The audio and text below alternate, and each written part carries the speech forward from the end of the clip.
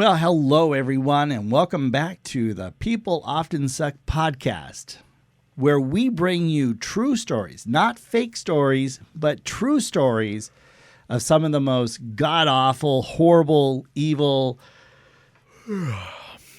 Wow, I'm boring you already, huh? Yeah. Jeez. Add a little bit more pizzazz. I was trying to. Yeah. Anyhow. I didn't feel it. We're going to share some really crappy people's stories with you, but we're also going to give credit to those unsung heroes out there. I am TC the Great. Here with me, as always, is Tom the Greater. Average. No, the average. The bestest. The bestest. The bestest with the restest? Nah. The bestest of the restest. Oh, geez. So before we begin, do us a huge favor and slap the like button. Ow. That was right across my face. Leave a comment and share us with someone you know and you care about, because you want them to have amazing podcast experiences while they're driving or doing their workout or walking along the beach or whatever, right?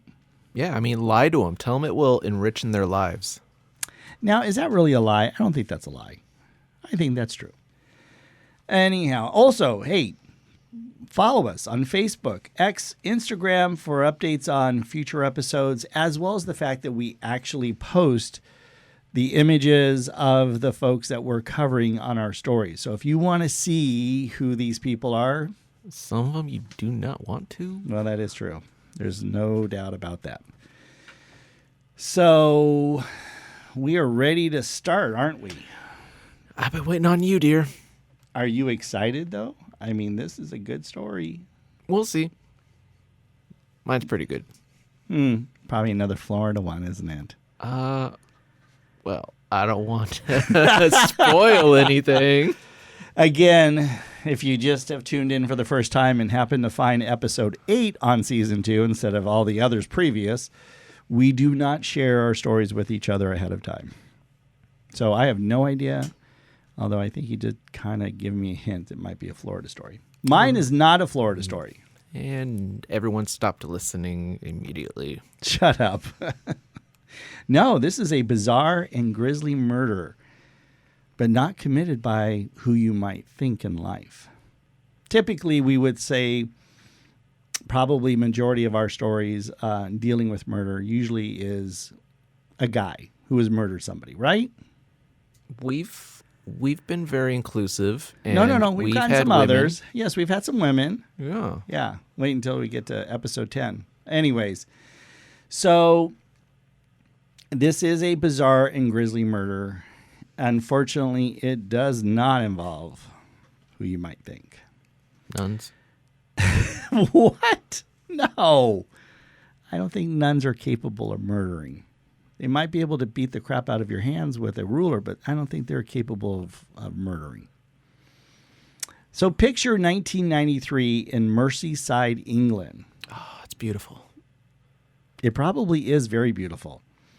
And the thing is that when I looked up this story and did a lot of research on it, I thought that every Brit was a nice, happy, helpful bloke, you know, right? Why would you ever think that? Because I saw the movie National Lampoon's or European Vacation.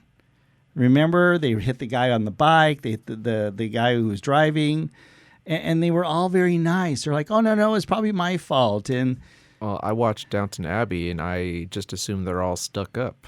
Snobs. Well, why would you watch Downton Abbey? That is not based on reality. Okay, European Vacation was. I technically didn't watch it. I just walked past the living room while my wife was watching it. So I had about 3 seconds of exposure. So you're basing it all on those 3 seconds. Yeah. Okay, good. I mean, it's based off real events, right? I don't know about that. So it was National Lampoon's European Vacation. They took bits and pieces of real life situations and they incorporated it into the movie. That movie was factually based. It's amazing, right? Okay. Merseyside would be similar to a county that's found here in one of our states. So Merseyside is on the northwest side of England and borders Lancashire to the north. Okay, somewhat close to Liverpool. James Bugler. I actually said it right. Thank God these names were easier. James Bugler was with his mom while they were shopping at the Strand Shopping Center. You take a picture. Strand Shopping Center in Bootle within the county of Merseyside on February 12th, 1993. Are you paying attention over there, or are you just taking a picture? I am hanging on you're every not. word.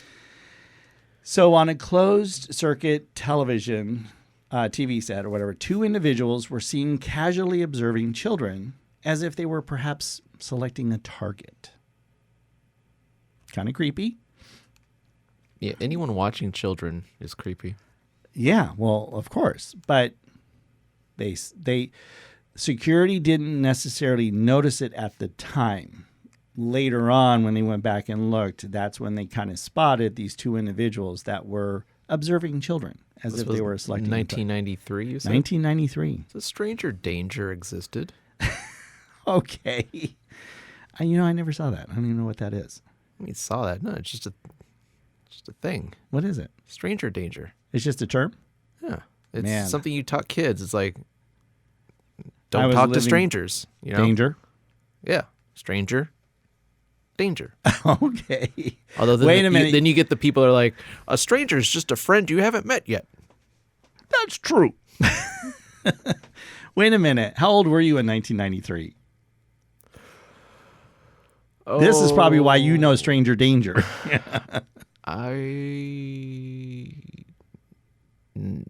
9, 10. Yeah, okay. I was 27. 10 or 11. Yeah. Stranger danger. Okay. So these two individuals were often playing truant, skipping school back in the day, and were seen shoplifting various items on a frequent basis. So not good individuals. And obviously, if they were truant from school, you know that they're not fully adults yet.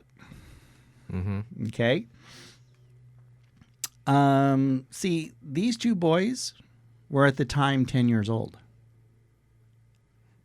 All right. Known as Robert Thompson and John Venables. Almost had it. Venables. John. So close. Yeah, so close. John. So Patrick Bugler, who was 2 years old, was with his mom at the time, Denise.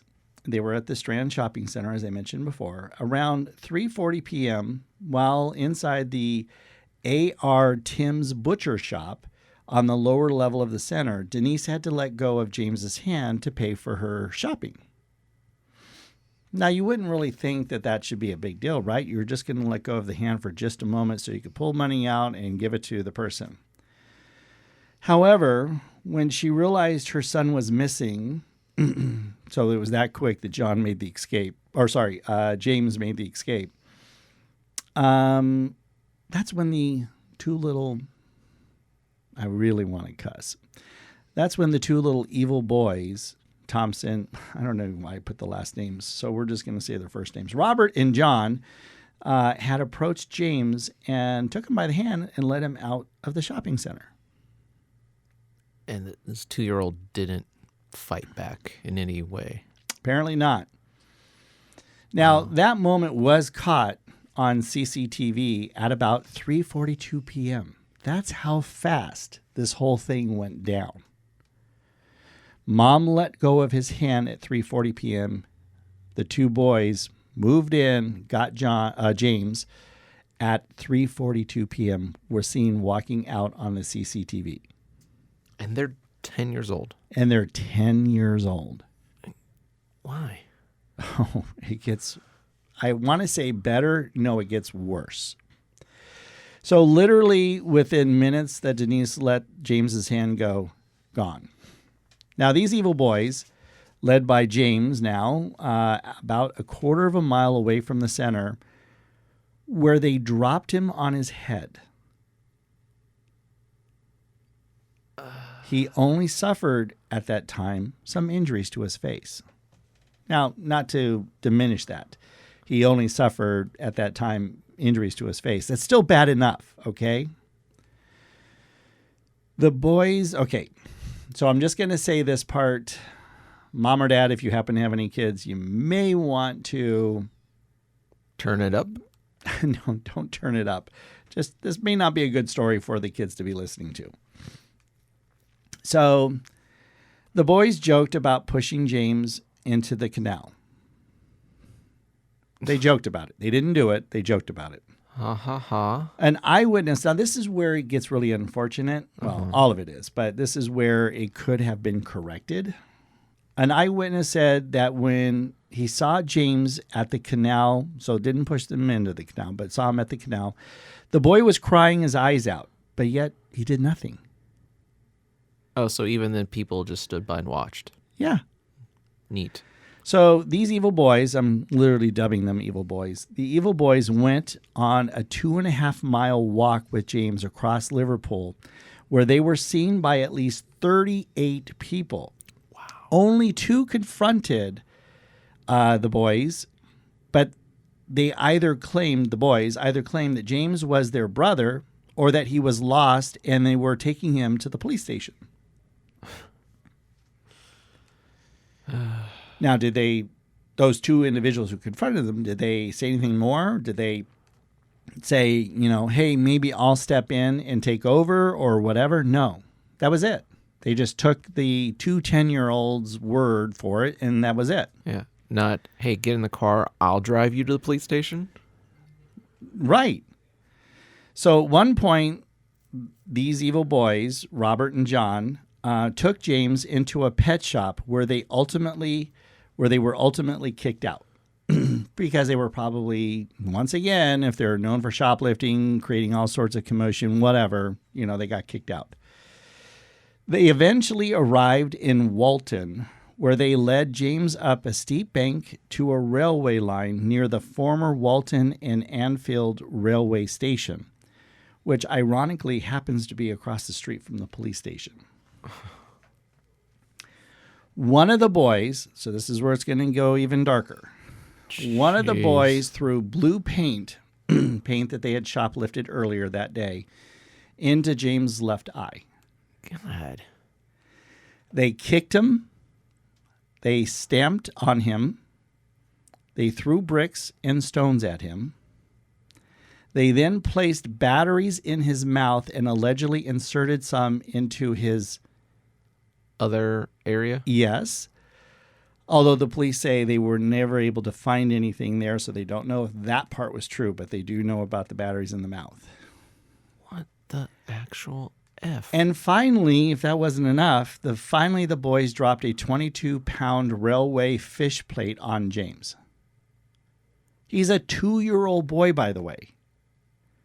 So they spot a 2-year-old and think, hey, let's kidnap him, drop him, walk him for miles, and then proceed to insert and drop things on him. Mm-hmm. I gotta say, I'm curious what kind of a childhood they had at 10 years old. That those were all thoughts in their head, and they went through with those thoughts. By the way, as researching the story, I didn't actually put it in my notes, but I do remember seeing it. It did state that these 2 boys had an intention of wanting to do this to other little kids that they would find here and there. This is the only one that we're aware of that they actually went all the way through with it. Again, what kind of upbringing did you have when those are the conversations you have together? Right. This was in 1993. I mean, I thought things were at least a little bit more, Is it that boring over there? I don't know. So poor little James sustained 10 skull fractures as a result of the bar strike that he had. Wow. The pathologist stated that James suffered in total 42 injuries, yet none of them could be identified as the actual fatal blow. So he died at some point from one of those 42 injuries. They just can't identify which one. Gosh. Now, do you think that we're done? Well, I hope you're going to continue with they were both arrested and beaten mercifully with belts. Well, I would like it to be belts with cattails and nails. Ooh. Yes. Spicy. Well, no, they aren't done. One last act of true evilness. Of course. So Robert and John laid James's body across the railroad tracks and weighted his head down with rubble, hoping that a train would hit him and his death would be ruled accidental. Wow. Now, after these boys left, indeed a train did come and essentially cut James's body in half. But I guess one little saving note here of any sort of positivity is the pathologist did testify that James died before he was struck by the train. I mean, it's all gruesome and horrible. And not only that, the police suspected, yet I have one more thing. The police suspected that the boys had sexually assaulted James as his shoes, socks, trousers, and underpants had been removed. He's a 2-year-old frickin' boy. and they're 10. And they're 10. What the heck, man? So the good news is how they were caught is that the fact that the boys were caught on the CCTV footage and was eventually shared nationwide because they had a search out. They didn't know who the boys were. So so they were, people then obviously recognized who the boys were and all that stuff, and they were caught and they were arrested. So on November 24th of that year, both Robert and John were found guilty of abduction and murder and sentenced to indefinite detention. Remember, they're 10 years old. At Her Majesty's pleasure, and remained in custody until a parole board decision in June 2001 recommended their release on a lifelong license at 18.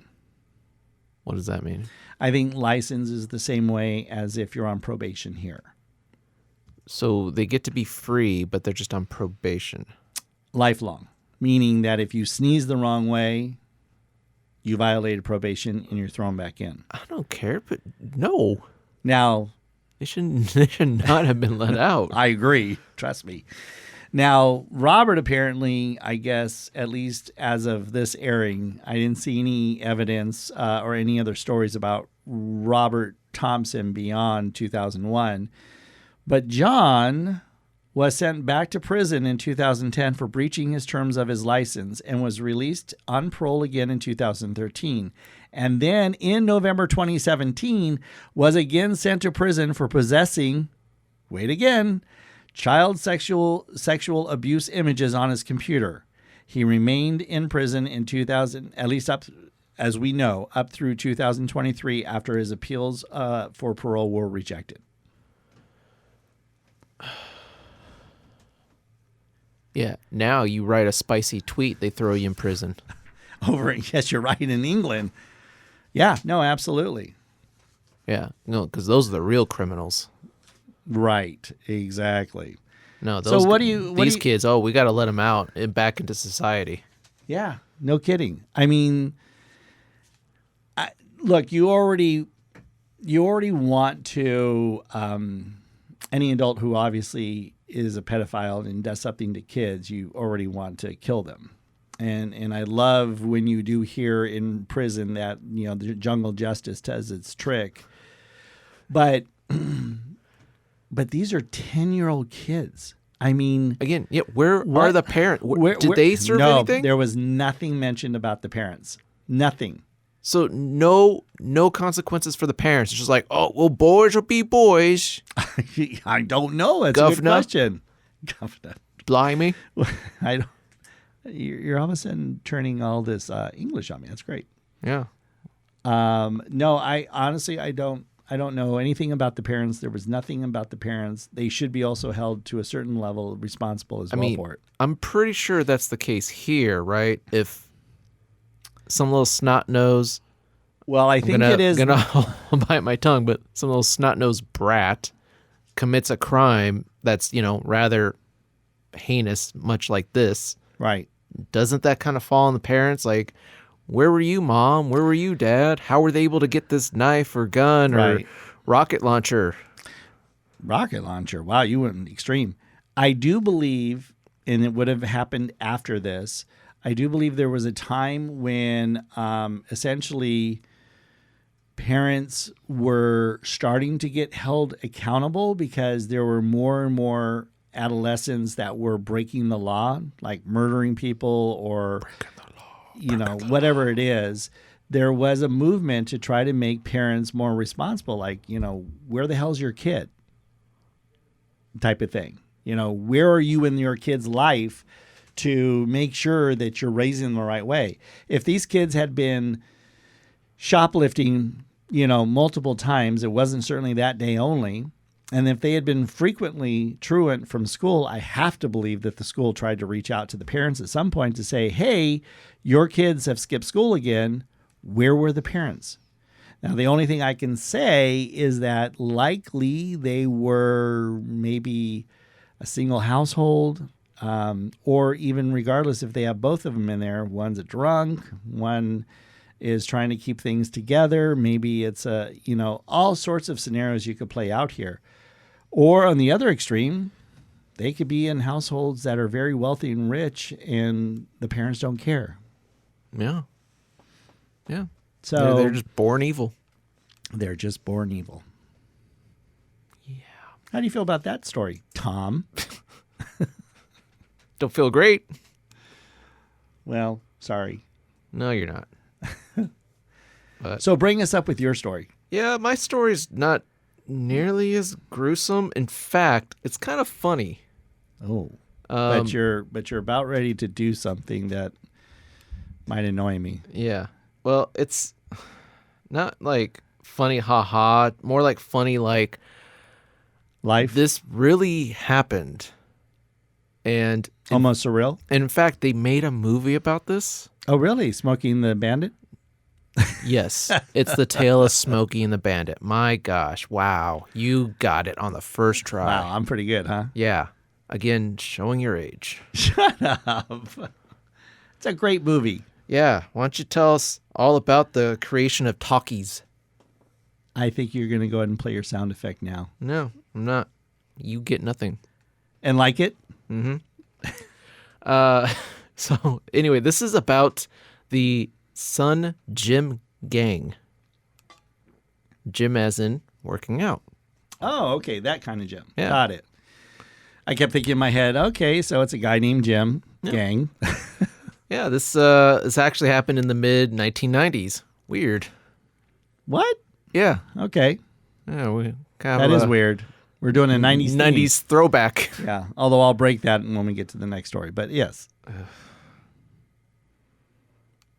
We're just waiting for your... Yeah, keep waiting. You should have had that probably already queued up. I have you queued up. Gosh. You're very aggressive and mean You today. killed my mood with that story. That was just sad. Okay, so mid 1990s in Miami, Florida. I feel like you were stepping on the sound effect too much there. No, not at all. You don't think so? Just enough. Just one more. I think you do one more. In Miami, Florida. Once again, you stepped on it. No. Okay, I want to hear the story. Yeah, I think everyone else does too. Yeah, I'm sure they're just sitting on the edge of their seat. Indeed. Because what story would be so enticing that they'd want to make a movie about it? Well, I'm actually curious which movie. So let me guess the movie. Don't tell me the movies. You're telling the story. There's no way you saw this movie. Really? Pretty sure. It happened after, 1960. Shut up. It's a John Wick movie. No. Just kidding. No, it involves a gang composed of mostly bodybuilders. Was it a comedy? The movie? Yeah. Again, comedy in a way that, wow, this actually happened. Okay. They all worked at or they were members of the Sun Gym in Miami. Sun Gym. Got Yeah. it. Okay. This is quite a few people were involved here, but we're going to kind of focus on the main two guys, which is Daniel Lugo and Noelle, also known as Adrian Dorbel. She's adorable. He. Oh, sorry. I can't believe. Did you just assume? That's right. It's 2025. Sorry. Yeah. No, actually, this is 1994. So No, you're but good. I assumed today. Oh, yeah. Okay, got it. Daniel Lugo asked Noelle, or Adrian, and Stevenson Pierre if they wanted to make $100K for 2 days' work. Well, yeah. Yeah. So Daniel Lugo, he worked at the Sun Gym. So he pretty much knew everybody. Okay. He also used to be, well, actually, not used to. He was a felon. Because once you're once you're in and then you're out, you're I think you're always a felon. Yeah. Yes. So he's no Boy Scout. Let's say. Okay. He's not new to the crime scene, and he wanted to know if these two fellow bodybuilders want to make some easy money for just 2 days' work. Lugo convinced them that a businessman named Mark Schiller stole $100K from him and $200K from his fellow gym member, Jorge Delgado. So that is now 4 people. Okay. Okay? The gang is growing. The gang is growing. So Delgado had worked for Schiller before and knew the layout of his home and the security codes. Okay. All right. So their plan was to kidnap Schiller and then force him to sign over all his assets and, if need be, potentially kill him. Oh. Yeah. So the plan was, and I'm dead serious, was to dress as ninjas, Oh, God. grab him when he went to go grab the morning paper, because back then that's what you did. Yes, you did. Yes. This did not go according to that plan. Shocking. They actually tried this 7 times. Are you serious? Okay, I want to see this movie. You're going to have to tell me the name of it. After the last attempt, Lugo recruited a Mario Sanchez, or Big Mario. They all have nicknames apparently down there. Some of them do, yeah. He's a former Sun Gym weightlifting instructor. Oh, okay. So, big guy. Yeah, yeah. Big Mario. Sure. Well, they eventually caught Schiller at a deli. Right outside the deli. Not inside. Okay, yeah. Might have been a little hard. So when Schiller left the deli, they basically tased him, punched him, and forced him into a van where they took to a warehouse that Jorge Delgado had. Yeah. I'm literally seeing how this could be truly a movie after all. Yeah. So what was supposed to be a quick 2-day abduction ended taking weeks. Oh my gosh. Yeah, to get all his accounts and properties. They were basically, they basically just kidnapped him, and they were, I want to say, like, torturing. I mean, in a way they were torturing, but I mean, these guys are idiots. Well, it sounds like they're idiots. Yeah. So, when we think torturing, we think of, real interrogation stuff. Like, Right. No, they're just idiots who are just slapping him around, tasing him, making threats, probably starving him. Not that any of that's good, but just like, again. No. I mean, nothing to the extent of what I shared in my story. Yeah. So it took them weeks to finally get him to sign over everything. Okay. And finally, once that happened, they decided to kill Schiller and make it look like an accident to trigger a $2 million life insurance policy to Daniel Lugo's ex-wife, Lillian Torres. You following with how many Yeah. people are being involved here? So, Wow. So the plan was to get Schiller drunk, like forcibly drunk, Oh, okay. and then send his car into a fatal crash. So it would just look like he's just a DUI situation, yeah. Schiller actually survived the crash. This is literally a movie that is imitating life. And obviously, you're going to tell us the name of the movie at the end. Yes. Okay. Maybe. No, I want to see this movie now. Actually, what's funny is when I came across this story, I'm like, oh my gosh, I remember this movie. It was so bizarre. And the movie even has to stop a couple times to say, try to explain what was going on? not just explain, like just put in captions, yes, this really happened. No way. They didn't in the movie, did they? Yeah. Okay, I have to see this movie. Okay, keep going. Well, just to tease. I'm intrigued. It stars Mark Wahlberg Okay. and The Rock. Okay. Yeah. It was a fun movie. If Will Smith was in it, that right there would have definitely sealed it. Yeah, he was slapping everyone around. Exactly. So he survived that crash. Well, Lugo decided, okay, backup plan. Let's douse him in gasoline and then light him on fire.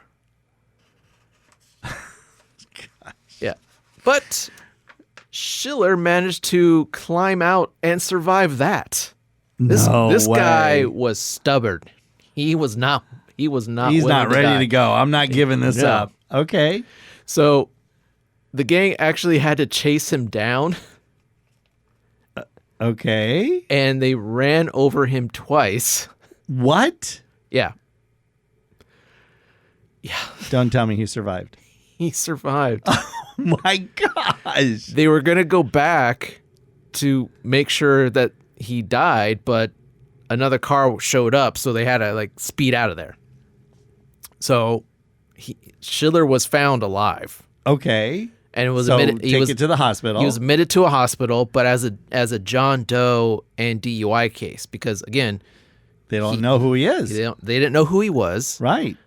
He was unconscious and he reeked of alcohol. So they probably thought maybe a homeless drunk or something like that, possibly, or whatever. No ID, because they would have stolen that off of him. Well, they knew a car crash was involved, Okay. right? And so Schiller managed to fly to New York. He once he woke up and he was able to, he got the heck out of that hospital and flew to New York because they actually did try to assassinate him in the hospital. Oh, my gosh. These guys are a gang of idiots. Yeah. Okay. So keep in mind, they actually did get all of his assets. Oh, they did. Yeah. And they were having a great time with it. Oh, I'm sure. With his boat, his house. Oh, they were having a blast. Once the money started to dry up, well, they thought, let's just do it again. Because they did the first one so well? Well, it's like, well, now that we know what to do. Now that we know what to do? What? Okay. So they set their sights on a new target, a Frank Gringa, who made his fortune by running a phone sex empire. It's mid-90s, so... Yeah, 976, I think, was the number at the time. Oh, look at you. No, that's the Jenny number.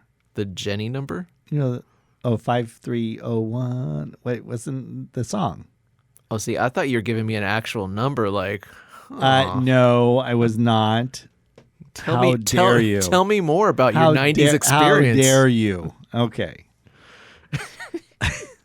So the plan was basically do the same thing. Kidnap Frank, bring him to the warehouse, get him to sign over everything. And wouldn't you know it, that's not how it went down. I'm kind of not surprised. Yeah, instead, Dorbel and Gringa, Frank, the guy that tried to kidnap, got into a fight. So he fought back. Doorbell accidentally killed Frank because, well, he's a roided out dope. So he got him in a chokehold and he accidentally snapped his neck. Oh, okay. Yeah. So, you know what the downside of that was? Well, other than he's died. Other than he's dead, it's well, now he can't sign over his assets. Right. So they can't get anything. So because Frank died, well, there was also a witness, Frank's girlfriend. Oh. So Lugo, he accidentally injected her with enough horse tranquilizer to knock out an elephant while trying to get any codes he can from her. Oh, these people are truly the dumbest idiots in the world when it comes to crime. Now they've got 2 bodies. So they hid the bodies in a couch and a U-Haul box so they can carry them out of the house. But the girl is alive, essentially, right? No. She died from it? She had enough tranquilizer to knock out an elephant. Okay, so it just killed her. It killed her. Okay. So now they got to get 2 bodies out of this house. So they covered them in a couch and a U-Haul box, drove down to the warehouse where they dismembered the bodies. Oh. And their first thought was to burn them, but they didn't have anything to really make a fire. So they tried using a barbecue. These, oh my gosh. I don't know how many times I have to say it. These people are stupid. Yeah, they tried to burn off basically any prints so that they could be identified. Okay. Okay. Now, keep in mind, Schiller's still alive. Well, I was wondering because, I would imagine at some point he's got to be going after them. So, yeah, while this is all going on, Schiller in New York hired a private investigator in Miami to look into this gang. Okay.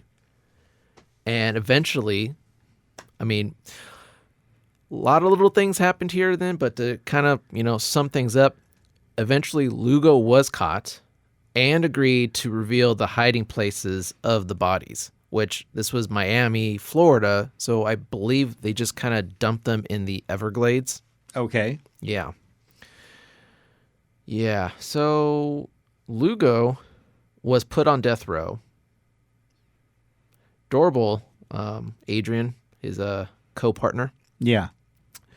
He was also, but it eventually got overturned in 2017. Probably because he cooperated, maybe.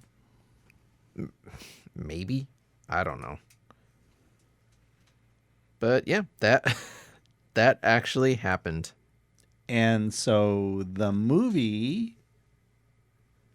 Oh, what movie? Well, I want to know the movie. I want to watch the story come unfold on the, little screen. Oh, that's right. It's called Pain and Gain. Pain and Gain? Yes. With Mark Wahlberg. I'm writing that You're down. writing it? You're really writing it? Pain and Gain. Yeah, with Mark Wahlberg and The Rock. Now, Mark Wahlberg plays Daniel Lugo, and The Rock, he kind of plays a combination of several people. So Got it. So I was listing a lot of names there.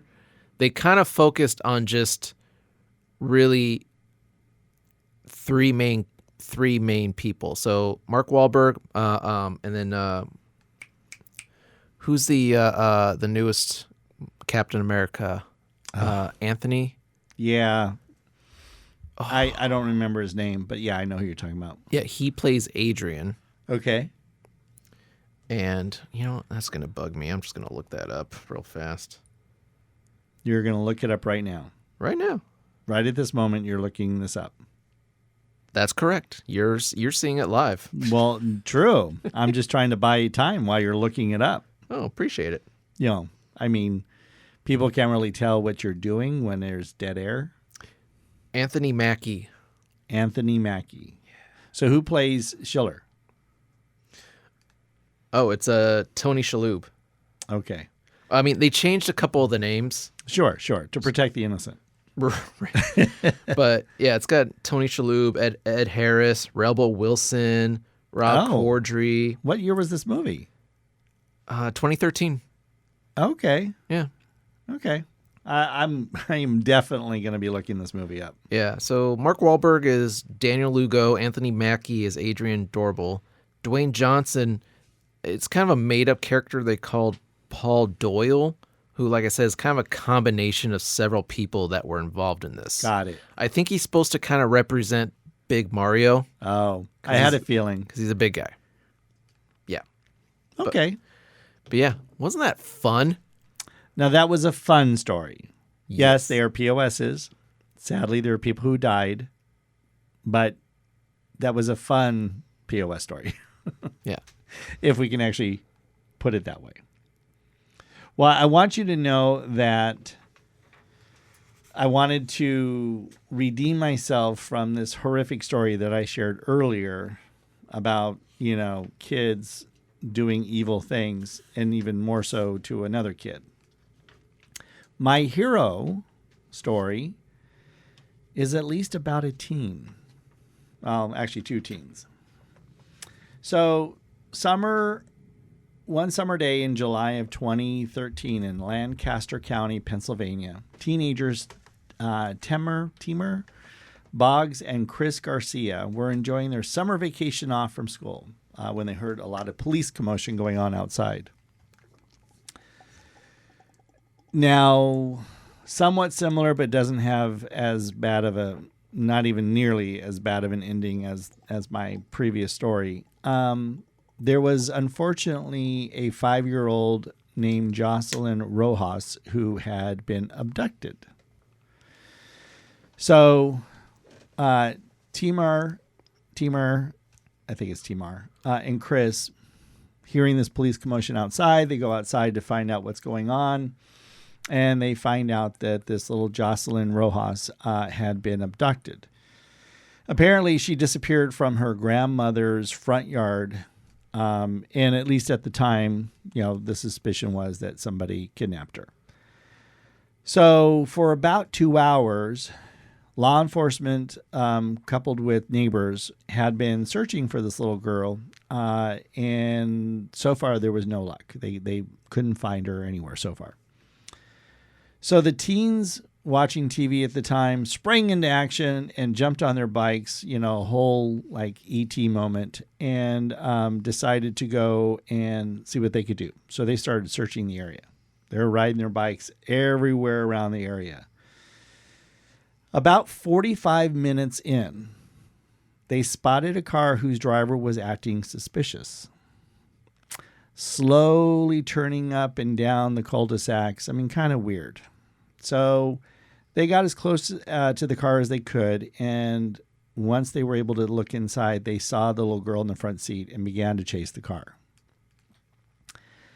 So after 15 heart-pounding minutes, the abductor realized that he was being followed and panicked and let the child out of the car and drove away. How nice of him. Perhaps. Now, the driver, just so you know, they assumed at the time he was not caught that particular day, but they assumed at the time that he was a male that was probably somewhere in the neighborhood of 50 to 70 years old. Not on the younger side.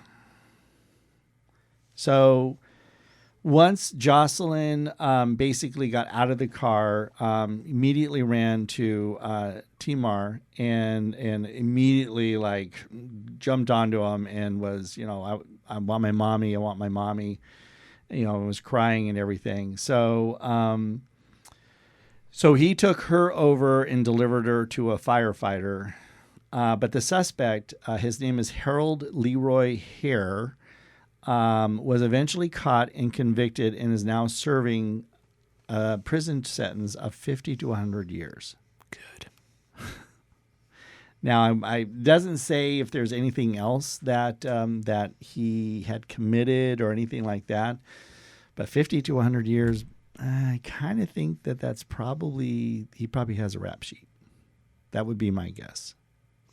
I always laugh at sentences like that. You know, it's like 100 years. Like, why not make it 1,000? You know, like, what are the odds? Like, he serves 100 years. Like, all right, you're free to go. Yeah, right.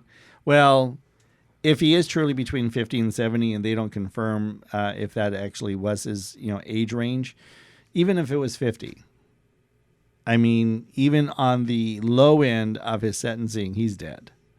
And then hopefully jungle justice will take over anyways and he'll be dead. But so the story doesn't end there. When the public heard about what both of the boys had done, funds were quickly established and to help raise money for their college education. The boys were at the time about 15 years old. So as of a 2017 article, more than $600,000 had been raised for their college fund. Oh, cool. Yeah, right? I mean, and Timar is really the only one that kind of was spotlighted more so. I don't know where Chris Garcia is in really any of the story. They didn't even share a picture of him. They just show a picture of the grandmother hugging Timar and thanking him. But he basically was like, I'm no hero. We just, we saw that there was a need and we jump into action and we help out. Now, see something, say something. Exactly. Unlike the 38 idiots from England that saw something and didn't really do anything. So for their bravery and heroism, they even earned recognition on the floor of the House of Representatives in Washington, D.C. That's how big it got. U.S. Representative Joe Pitts at the time praised Boggs and Garcia for their efforts in helping to locate the kidnapped girl. Now, I only have to share this side note because if anybody happens to go look up the story and say, well, gosh, he's not really a hero for what happened 3 years later, I do need to make a side note. Every person has their ups and downs in life. Right, Tom? No. No? No. You're saying that you're perfect and you never have done anything wrong in life? And I'm not talking about breaking the law necessarily, but you haven't done anything wrong in life? I mean, if I think it's good and okay and righteous, then who's to say otherwise? Probably the rest of society. Well, who's to say they're right? Okay, then me. I'm the judge and jury here, and I'll determine if you are right or wrong. This isn't a democracy where we vote on, actions that are bad or good. No, this is an authoritarian regime, and I will tell you if it's good or bad. Well, up till now, everything I've done has been good and righteous, so... Well, every rose has at least one... thorn? Yes. Unfortunately, when Timar got older, hit 18, he did some bad things. He got caught up in the wrong crowd. And so he was doing things like robbery and just a bunch of different stuff like that. So unfortunately, in 2013, the ultimate was he was convicted of robbing a city store at gunpoint and was sentenced to 40 months to 10 years. Wow. Yeah, but... So he didn't go to college. Well, yes or no. So he was eventually released on parole in 2019 with conditions he maintained employment and improved housing. In his parole hearings, he had accepted responsibility and even expressed remorse for his actions, which helped to lead to his approval for the parole. So all I would say here is that what they did back in 2013 is amazing and wonderful. And of course, that family has that little girl who grew up, to be in the household, which could have possibly not have happened if they hadn't intervened. And yeah, he had a setback. He ended up with some bad people, and I think hopefully there's no more reports of him doing anything, bad since then. And hopefully it's because he really did turn his life around and try to stay on the positive road. But so the lesson is be 15-year-old Timar, not 18-year-old Timar. Right. Yeah. Yeah. Yeah. Either way, so they should make a little wristband that's like, what would 15-year-old Timar do? Yeah, I mean, my heart goes out because I know that, it's easy for kids, especially teenagers, to get caught up in the wrong, crowd and ultimately sometimes make bad decisions, even if they've had a really good life as far as things that they've done in positive ways.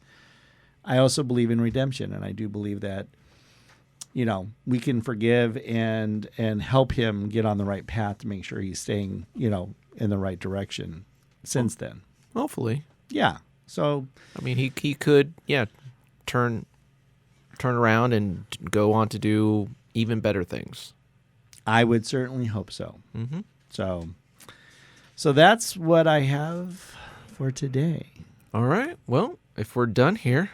I think we are. All right, cool. Well, People Often Sucks podcast is recorded at the Kilroy Was Here recording studios. And everything you heard today was written and hosted by the greatest Tom and the lesser TC. And it's all being produced by Mark Wallengren.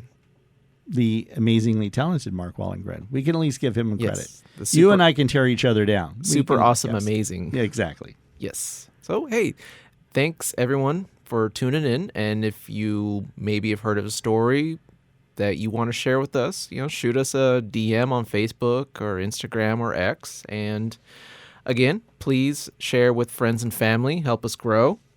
And don't forget, leave us a like, a comment, and till next time, be good humans for F's sake.